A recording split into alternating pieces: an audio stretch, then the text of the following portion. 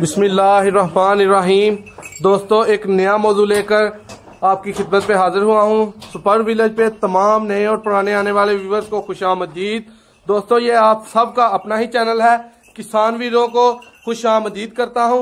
और आज आपको ये बताऊंगा कि अगर आप वछियाँ पालना चाहते हैं, बछड़ियाँ जिन्हें कहा जाता है, तो आपको क्या क्या चीज़ें दरकार हैं, कितनी उम्र की वछी लेनी चाहिए, कितनी देर उसे पालेंगे, कितना मुनाफा आ सकता है, कौन से उसके लिए चारा या पट्ठे सबसे बेहतरीन है, वंडा देना चाहिए या नहीं, तमाम मालूमात दोस्तों के साथ शेयर करते हैं। अस्सलाम वालेकुम।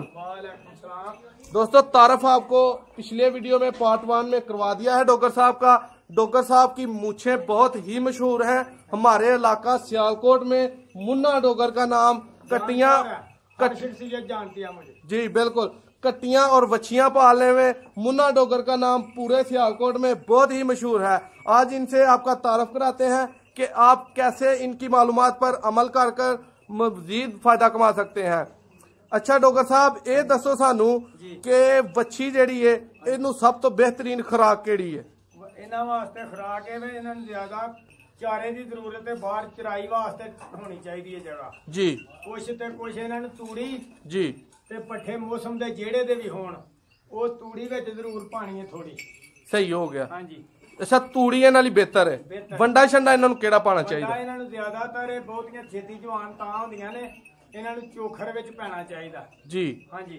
अच्छा, इन्हां लई सब तो बेहतरीन जेड़ा यानी कि इन्हां नूं किहा जा सकदा बन्नण दी जगह कि असीं इन्हां नूं खुलियां छड्डीए या बन के रखीए, ओ की है? बछियां नहीं खुलियां ज्यादा छड्डी दियां, इन्हां नूं बन के रखना चाहिदा। ते जे खुलियां भी छड्डीए अच्छी इहदे विच मੱਝਾਂ नहीं नाल खुलियां होणियां चाहिदियां, फिर भेड़दियां ने ते इलादा ही रखनियां चाहिदियां। खुलियां दा ये फायदा कि पानी शानी आप पईयां पींदियां ने, अच्छे पट्ठे खा लैंदियां ने खुराक जी। इन्हां दियां अक्सर खास बीमारियां केड़ियां ने? बीमारियां इन्हां नूं गिल्लड़ हो जांदा जे, और नड़ू छड़ू गंदे पट्ठे नहीं पाने इन्हां नूं जी, ते किरम हो जांदे ने अंदर पैदा। बीमारी इन्हां नूं गलघोटू भी हो जांदा, बुखार हो जांदा। बुखार हो जाए फिर 5 ग्राम टीका ज्यादातर इस्तेमाल करो या टैरामाइसिन करो।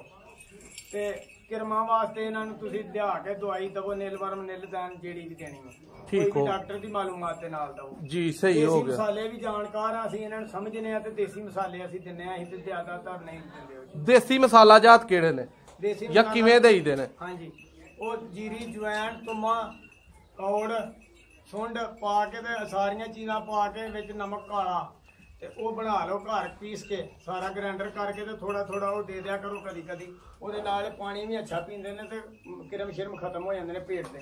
जिन्हों ज्यादा किरम जापण ਉਹਨੂੰ ਧੋ के ते ਅੱਕ देना जी। ਧੋ के ਅੱਕ। हां जी, ठीक हो, ਧੋਣੀਆਂ ਨੇ ਬਣਾ के। अच्छा, ਇਹਨਾਂ ਬੱਚੀਆਂ ਦੀ 7 ਕਰੂੰਬਲੀਆਂ बस। सही है। ਬੱਚੀਆਂ ਤੇ गावां दी सब तो बेहतरीन नस्ल केड़ी है? ये वलैती नस्ल है, आस्ट्रेलियन जी या जर्सी। दोगलियां होनियां चाहिए ने, लबोचड़ भी विच रला होना चाहिए। वो बच्चियां अच्छियां रहिंदियां ने, गर्मी नहीं करदियां, घरकदियां नहीं।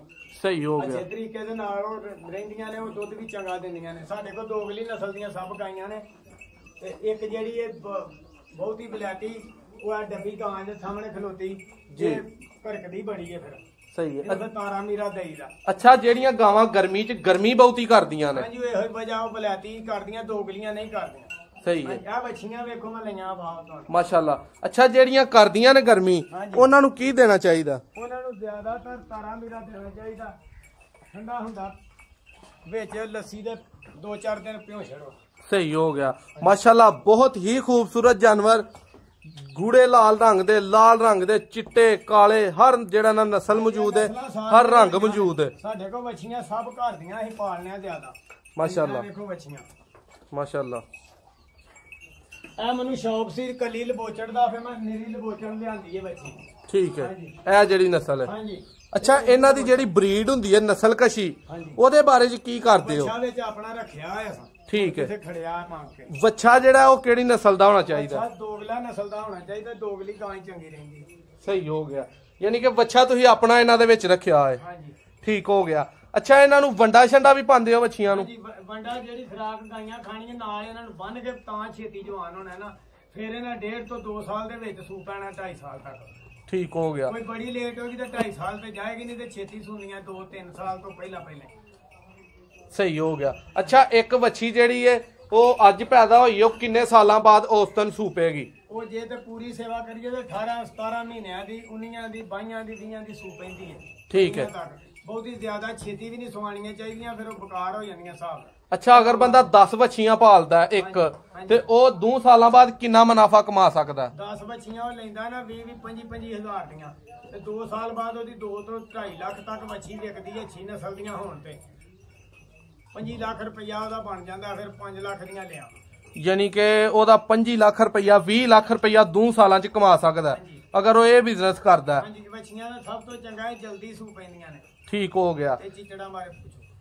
ਅੱਛਾ, ਚਿਚੜਾਂ ਬਾਰੇ ਤੁਸੀਂ ਦੱਸਣਾ ਚਾਹ ਰਹੇ ਹੋ ਕਿ ਮੈਨੂੰ? ਬੰਨਣੇ ਜਾਨਵਰ ਫਰਜ ਤੇ ਵਧਿਆ, ਨਾਲੇ ਇਹਨਾਂ ਦੇ ਗੋਡੇ ਖਰਾਬ ਹੋ ਜਾਂਦੇ ਨੇ ਤੇ ਨਾਲੇ ਚਿਚੜ ਪੈ ਜਾਂਦੇ ਨੇ। ਬਿਮਾਰੀ ਚਿਚੜ ਬਹੁਤ ਭੈੜੀ ਹੈ। ਚਿਚੜਾਂ ਵਾਸਤੇ ਇੱਕ ਸਪੈਸ਼ਲ ਸਪਰੇਅ ਹੁੰਦੀ ਹੈ, ਉਹ ਥੱਲੇ ਕਰਨੀ ਪੈਂਦੀ ਹੈ। ਤੇ ਕੱਚੇ ਜਗ੍ਹਾ ਤੇ ਵੀ ਇਹਨਾਂ ਨੂੰ ਬੰਨਣਾ, ਦੇਖਭਾਲਣਾ। ਤੇ ਜੇ ਵਾੜਾ ਬਣਾਇਆ ਖੁੱਲਾ ਤੇ ਫਿਰ ਕੱਚੀ ਜਗ੍ਹਾ ਤੇ ਵਾੜੇ 'ਚ ਪੱਕਾ ਵਾੜਾ ਵੀ 2 ਹੋਣੇ ਚਾਹੀਦੇ ਜੀ। ਬਹੁਤ ਠੀਕ, ਬਹੁਤ ਅੱਛੇ। ਦੋਸਤੋ, ਆਪਣੀ ਬਿਮਾਰੀਆਂ ਜਿਹੜੀਆਂ ਡੰਗਰਾਂ ਦੀਆਂ ਖਾਸ ਹੁੰਦੀਆਂ ਨੇ ਉਹਦੇ ਬਾਰੇ ਤੁਸੀਂ ਮਾਲੂਮਾਤ ਹਾਸਲ ਕਰ ਸਕਦੇ ਹੋ। ਐਜ਼ ਅ ਬਿਜ਼ਨਸ ਤੁਸੀਂ ਇੱਥੋਂ ਮਾਲੂਮਾਤ ਹਾਸਲ ਕਰ ਸਕਦੇ ਹੋ। ਮਜ਼ੀਦ ਇਹਦੀ ਵੀਡੀਓਜ਼ ਵੇਖਣ ਲਈ ਤੁਸੀਂ ਅਗਰ ਚਾਹੁੰਦੇ ਹੋ ਫਾਰਮਿੰਗ ਔਰ ਬਿਜ਼ਨਸ, ਅਗਰ ਕੋਈ ਆਪਣੀ ਵੀਡੀਓ ਬਣਾਉਣਾ ਚਾਹੁੰਦਾ ਹੈ ਸਾਡੇ ਵੀਡੀਓ ਤੇ ਕਮੈਂਟ ਕਰੋ।